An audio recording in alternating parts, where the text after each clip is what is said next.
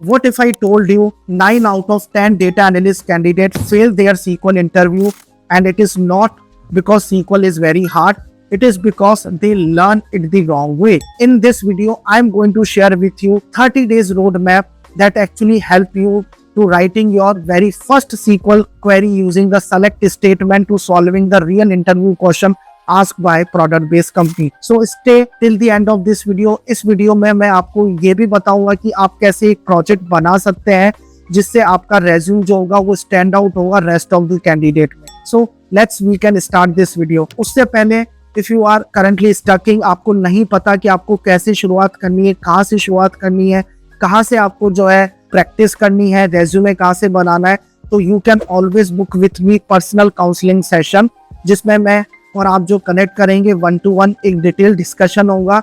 आपकी सारी क्वेरीज को मैं सुनूंगा और एट द पर्टिकुलर टाइम जो है मैं सॉल्यूशन दूंगा. बिकॉज अब तक मैं जो है 500 से ज्यादा लोगों को जो है ट्रेनिंग दे चुका हूँ, ठीक है ना, और उनमें से कुछ लोगों ने जो है डेटा एनालिस्ट की जॉब भी क्रैक करी है. तो अगर आप भी मुझसे कनेक्ट करना चाहते हैं तो आप जो है डिस्क्रिप्शन में जाकर अपनी डिटेल्स को फिल करके मुझसे कनेक्ट कर सकते हैं. Now let's we can start on this video. अब मैं आपको ये बताना चाहूंगा कि सीक्वल इंपॉर्टेंट क्या है, बट उससे पहले let me introduce my self. Hello everyone, my name is Mukesh and I am a data analyst. I have almost completed 5 years of this field and currently also I am working multinational company.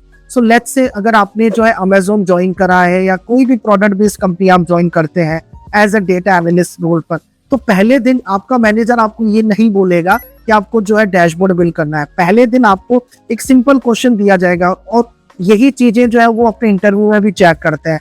Let's say उन्होंने आपको एक question दिया कि कितने ऐसे prime customer है, how many prime customer bought electronics last month. So अगर आप उस सिंपल आंसर नहीं दे पा रहे हैं क्वेश्चन का with the writing of sequel query, so आपके लिए बड़ा डिफिकल्ट है. बिकॉज हर इंटरव्यू में कोई भी कंपनी जो है आपसे डायरेक्टली पाइथन, एक्सेल और पावर बीआई के क्वेश्चन नहीं पूछती है अगर आप डेटा एनालिस्ट और डेटा से रिलेटेड रोल्स पे अप्लाई करते हैं. पहला क्वेश्चन उनका यही होता है सीक्वल से रिलेटेड, ठीक है ना. अब आप इसको उसके लिए कैसे तैयार हो सकते हैं? सबसे पहले वीक 1 में आपको डेटा को फिल्टर करना सीखना है. So in the week 1 since you are looking at a Netflix data और आपका मैनेजर जो है उसने आपको जो है 3 जो है क्वेश्चंस दे दिए. सबसे पहला movies release after 2022. Second question उसने आपको दिया कि ऐसी कौन सी कॉमेडीज मूवीज है इसके अंदर, इस डेटा सेट के अंदर. थर्ड उसने आपको क्वेश्चन दिया IMDb रेटिंग जिसकी 8 से ज्यादा है वो हमें दिखाओ, ठीक है ना. तो अब इन 3 क्वेश्चंस के आंसर जो है you will able to use where clause, and clause, or clause, right clause और ऑर्डर बाय कीवर्ड को यूज करके आप जो है इस क्वेश्चन का आंसर दे सकते हैं. तो आपकी जो है क्वेरी स्टार्ट होगी सेलेक्ट, देन आप उसमें जो भी आपको टाइटल्स लिखना है, ठीक है ना, रिलीज ईयर लिखना है, जेंडर लिखना है, IMDb रेटिंग वाले कॉलम्स को पिक करेंगे. उसके बाद आपकी टेबल का नाम क्या, मूवीज, आपने वहां से जो है डेटा को पिक करा. अब आपको बोला जा रहा है पहली कंडीशन क्या है आपके पास, वो मूवीज जो है वो आफ्टर 2022 के बाद रिलीज होगी. तो आप वेयर के अंदर फिल्टर डालेंगे release year which is greater than 2022. Now second filter, because आपको कॉमेडीज मूवी चाहिए तो आप डालेंगे एंड करके कि gender which is equal to comedy movie. Then third filter आप इसमें डालेंगे कि भाई आपको बोला गया है कि IMDb रेटिंग जो है वो आपकी 8 से ज्यादा होनी चाहिए. तो आप थर्ड फिल्टर ऐड करेंगे and IMDb rating which is greater then 8, and उसके बाद उसको सॉर्ट कर देंगे order by release year descending. तो आपने देखा इसमें ऐसा क्या हुआ है. फर्स्ट हमने जो है डेटा को फिल्टर करा, उसके बाद हमने उसको सॉर्ट करा, तो हमें न्यूएस्ट मूवीज के बारे में हमारी स्क्रीन पर हम देख पा रहे हैं. तो आपको ये समझना है कि सबसे पहले आप फिल्टर करोगे, सॉर्ट करोगे और इस कॉम्बो को यूज करके आप जो है सीक्वल क्वेरी लिख सकते हो. अब by the end of 1 week अब आप सीख गए कि डेटा को हम कैसे पुल कर सकते हैं. तो ये कोई भी अगर हमें डेटा सेट दिया जाए तो ये स्किल बहुत ही इंपॉर्टेंट है. नाउ हम अब बात करते हैं हमारे वीक नंबर 2 जिसमें हम ज्वाइन सीखेंगे. तो वीक नंबर 2 में लेट्स से अगर आप स्विगी में काम करते हैं, ठीक है ना, और आपको 2 टेबल दी जा रही है. पहली टेबल जो आपकी कस्टमर टेबल है और सेकंड टेबल जो है वो आपकी ऑर्डर टेबल है. तो कस्टमर टेबल के अंदर आपके पास कुछ रिकॉर्ड्स हैं, customer name, customer ID, something like that. ऐसे ही आपके पास ऑर्डर टेबल के अंदर ऑर्डर से रिलेटेड कुछ इन्फॉर्मेशन है जिसमें ऑर्डर का नाम है, ऑर्डर ID है. अब इन दोनों टेबल्स को आपको मर्ज करना है. तो आपको लेट्स से क्वेश्चन दिया जाता है, ठीक है ना, which user sign up but never placed an order. ऐसा कौन सा यूजर है जिसने साइन अप करा है बट उसने ऑर्डर को प्लेस नहीं करा है, तो इस केस में आपको क्या करना पड़ेगा, इन दोनों टेबल्स को ज्वाइन करना पड़ेगा गाइस, ठीक है ना, जो भी उसके अंदर इंफॉर्मेशन दे रखी है।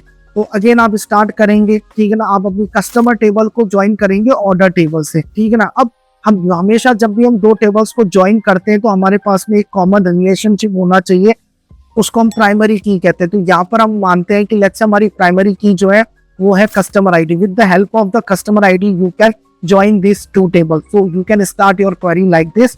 Select c.customer id, then c.customer name because हमें वो कस्टमर्स के नाम चाहिए। देन आपको वो डेटा लाइन लेके कहाँ से आना है, आपको कस्टमर टेबल से लाना है। तो फ्रॉम कस्टमर, अब यहाँ पर मैंने कस्टमर के आगे एक एलियास सी पुट कर दिया, ठीक है ना। देन इसको मैंने ऐड करा मेरी left join of the table जो कि ऑर्डर टेबल है, फिर उसके आगे भी मैंने एक एलियास दे दिया o, and with the help of customer ID मैंने ऑन कंडीशन इंट्रोड्यूस करी और सी डॉट कस्टमर आईडी और ओ डॉट कस्टमर आईडी को ज्वाइन करा।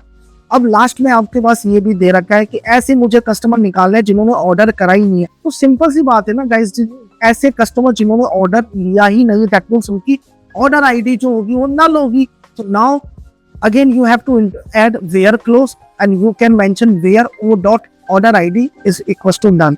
अब एक क्वेरी के अंदर आपको एक रियल आंसर मिल गया। तो इस तरह के क्वेश्चन जो होते हैं आपसे मैनेजर पूछ सकते हैं इंटरव्यू के टाइम पर, ठीक है ना।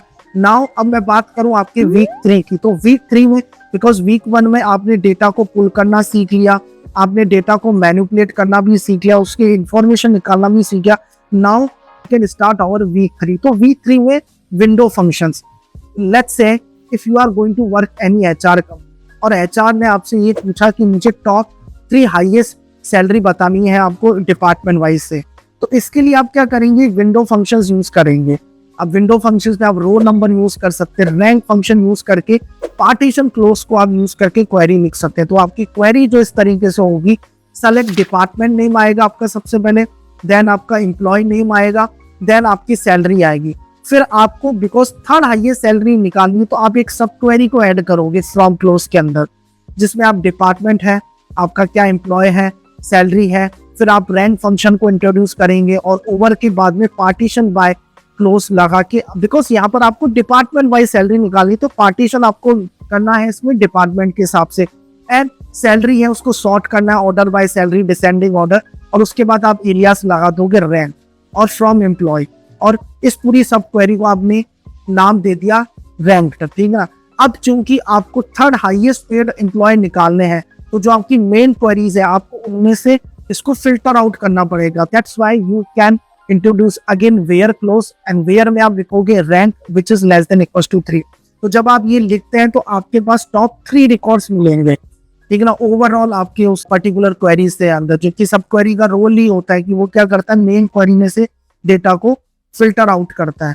नाउ अब मैं बात करूं आपके वीक 4 की। तो वीक 4 के अंदर आपको ये समझना है कि किस तरीके से आपसे जो है रियल इंटरव्यू क्वेश्चन पूछे जाते हैं। तो रियल इंटरव्यू क्वेश्चंस में वो आपसे ये भी पूछ सकता है कि सेकंड हाईएस्ट सैलरी निकालनी है, मंथ ओवर मंथ आपको सेल्स की ग्रोथ निकालनी है। तो इसके लिए आप क्या करेंगे, कुछ एडवांस सीक्वल के कॉन्सेप्ट आपको सीखने पड़ेंगे, जिसमें आपका सीटी हो गया, आपका केस स्टेटमेंट हो गया। तो ये सारे टॉपिक आपको सीखने हैं जब आप वीक 4 पर आते हैं, ठीक है ना।